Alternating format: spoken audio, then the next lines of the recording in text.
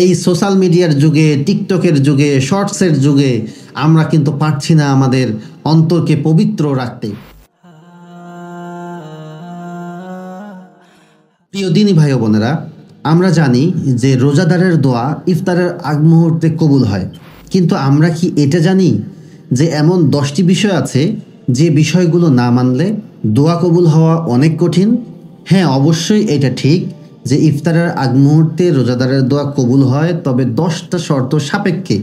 এই 10টা শর্ত অবশ্যই পালন করতে হবে বা মানতে হবে। যদি সেটা আমরা মানি তাহলে দেন আমাদের দোয়া কবুল হবে ইনশাআল্লাহ। তো আজকে আমরা এই ভিডিওতে সেই 10টা বিষয় সম্পর্কে বা শর্ত সম্পর্কে জানবো যে দোয়া কবুল হওয়ার জন্য যে 10টি শর্ত অবশ্যই আমাদেরকে মানতে হবে। 1 নম্বর হচ্ছে হালাল জীবিকা। যার জীবিকা হালাল নয়, যার অন্ন, বস্ত্র, বাসস্থান হালাল অর্থ দ্বারা উপার্জিত নয়, তার দোয়া কিন্তু আল্লাহ তাআলা কবুল করবেন না। অতএব দোয়া কবুলের সবচেয়ে প্রথম এবং মূল শর্ত হচ্ছে জীবিকা হালাল হওয়া। 2 নম্বর হচ্ছে মা বাবার হক আদায় করা। যারা মা বাবার হক আদায় করেন না, তাদের দোয়া কিন্তু আল্লাহ তাআলা কবুল করেন না। এটা হাদিস শরীফের মধ্যে স্পষ্টভাবে এসেছে। রাসূল সাল্লাল্লাহু আলাইহি ওয়াসাল্লাম বলেছেন, যারা বাবা মার হক আদায় করে না তার দোয়া কবুল করা হয় না। 3 নম্বর হচ্ছে আত্মীয় স্বজনের হক আদায় করা। নিজের সাধ্য অনুযায়ী আত্মীয় স্বজনের হক আদায় করতে হবে। আল্লাহ তাআলা আমাকে যা দিয়েছেন, যতটুকু দিয়েছেন, আমি ততটুকুর মধ্যেই আমি আমার আত্মীয় স্বজনের হক আদায় করব। যদি আমি সেটা না করি, বরং আমার আত্মীয় স্বজনের প্রতি আমি যদি অবহেলা করি, তাহলে কিন্তু আমার দোয়া কবুল হবে না। এই ভুলটা অনেকেই করে যে আমার আত্মীয় স্বজন তো আমার পাশে দাঁড়ায় না, আমার আত্মীয় স্বজন তো আমার খোঁজ নেয় না, আমার উপকার করে না, তাহলে আমি আমার আত্মীয় স্বজনদের কেন উপকার করব?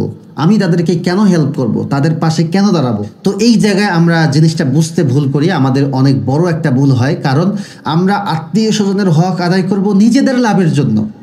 আমরা যখন আত্মীয় স্বজনকে গুরুত্ব দিব, তাদের হক আদায় করব, আল্লাহ আমার দোয়া কবুল করবেন, আল্লাহ আমার সম্পদে বরকত দিবেন। তো এটা আমার লাভ, আমার লাভের জন্য, আমাদের লাভের জন্যই আমরা আত্মীয় স্বজনের হক অবশ্যই আদায় করব ইনশাআল্লাহ। 4 নম্বর হচ্ছে মুসলমানের সাথে সম্পর্ক ঠিক রাখা। এমন অনেকেই দেখা যায় যারা কোনো একটু ঝামেলার কারণে, কথার কম বেশি হওয়ার কারণে বা কাউকে মনপ্রত না হওয়ার কারণে তার সঙ্গে কথা বলা বন্ধ রাখে। ইচ্ছাকৃতভাবে, ইন্টেনশনালি এই কাজটা করা যাবে না। যদি কোনো ঝামেলা হয়ও, তারপরেও 3 দিনের মধ্যেই সেটা সমাধান করে ফেলতে হবে এবং তার সঙ্গে কথা জারি রাখতে হবে। এখানে ভুল বোঝার একটা অবকাশ আছে। অনেকেই মনে করে যে আমাদের সঙ্গে তো অনেকের সঙ্গে পরিচয়, তো সবার সঙ্গে তো আসলে 3 দিনের মধ্যে কথা বলা পসিবল হয় না। বিষয়টা এমন না। আপনার সঙ্গে যার ঝামেলা হয়েছে, তো আপনি ইন্টেনশনালি যদি কথা বন্ধ রাখেন, এটা কিন্তু আপনার দোয়া কবুলের পথে বাধা হতে পারে। তাই আমরা চেষ্টা করব যদি কোনো সমস্যা কারোর সঙ্গে হয় সেটা সমাধান করে ফেলার। 5 নম্বর হচ্ছে ভালোর আদেশ এবং মন্দের নিষেধ।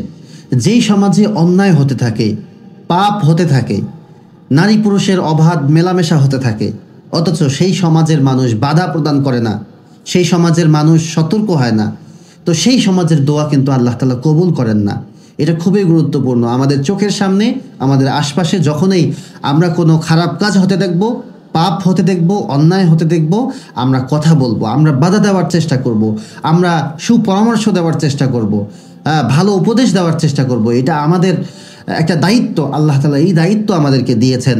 যেহেতু আল্লাহ তাআলা আমাদেরকে তার খলিফা হিসেবে প্রেরণ করেছেন পৃথিবীতে, অর্থাৎ মানুষ হচ্ছে আল্লাহ তাআলার প্রতিনিধি।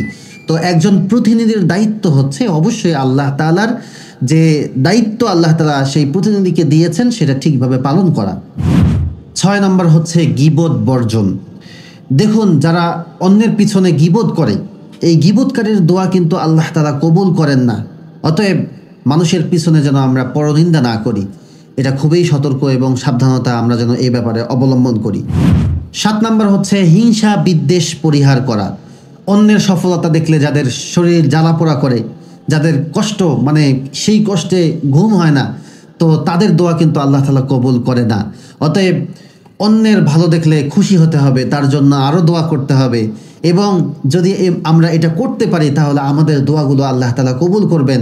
আর যদি আমরা হিংসা করি, অন্যের ভালো দেখলে আমাদের শরীর জ্বালাপোড়া হয়ে যায়, মনের কষ্টের কোনো শেষ থাকে না, তাহলে কিন্তু আমাদের দোয়াগুলো কবুল হবে না। 8 নম্বর হচ্ছে কৃপণতা বর্জন করা। আপনি শরীয়ত যে যে জায়গায় খরচ করতে বলেছে, আত্মীয় স্বজনের পিছনে খরচ করা, মেহমানকে মেহমানদারি করা, বাবা মায়ের হক আদায় করা, এই জায়গাগুলোতে যখন আপনি কৃপণতা করবেন, খরচ করতে চাইবেন না, তখন কিন্তু আপনি কৃপণ হিসেবে সাব্যস্ত হবেন। আর কৃপণের দোয়া আল্লাহ তাআলা কবুল করেন না।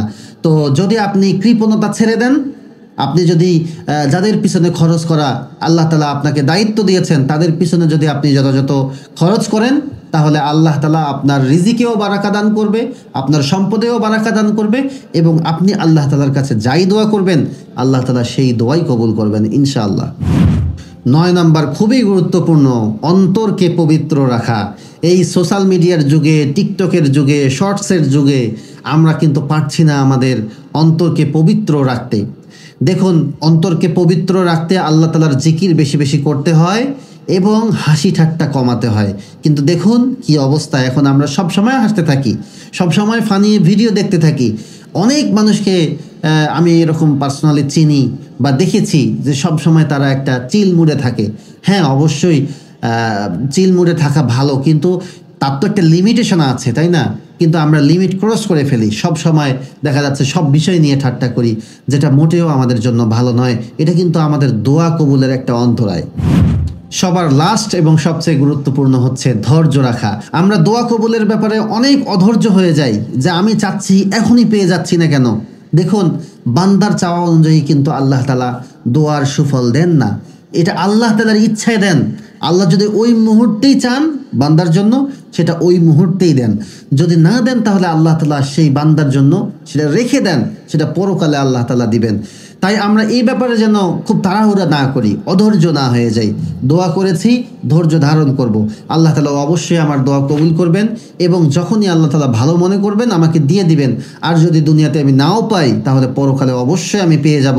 আর যখন পরকালে পেয়ে যাব, এতটাই আনন্দিত এবং এতটাই খুশি হব যে তখন আমরা নিজে থেকেই বলবো যে আল্লাহ যদি পৃথিবীতে আমার কোনো দোয়া কবুল না করতো, আজকে আমি কত কিছু পেয়ে যেতাম। তো এই জন্য দোয়া কবুলের ব্যাপারে ধৈর্য ধারণ করা। তো আল্লাহ পাক রব্বুল আলামিন এই 10টা বিষয় আমাদেরকে মেনে চলার তৌফিক দান করুক, এবং আল্লাহ তাআলা আমাদের সকলের দোয়াগুলিকে কবুল এবং মঞ্জুর করুক। এবং আমি মনে করি এই 10টা বিষয় যদি সবাই ফলো করে, তাহলে সমাজটা কত শান্তির একটা সমাজ হয়ে যাবে, কত সুন্দর পরিবারগুলো হয়ে যাবে। তাই প্রিয় ভাই ও বোনেরা, ভিডিওটিকে শেয়ার করে সবার মাঝে ছড়িয়ে দিন, যেন সবাই এই বিষয়গুলো জানতে পারে এবং আমল করতে পারে। আল্লাহ পাক রব্বুল আলামিন আমাদেরকে কবুল করুক। আল্লাহুম্মা আমিন। আসসালামু আলাইকুম।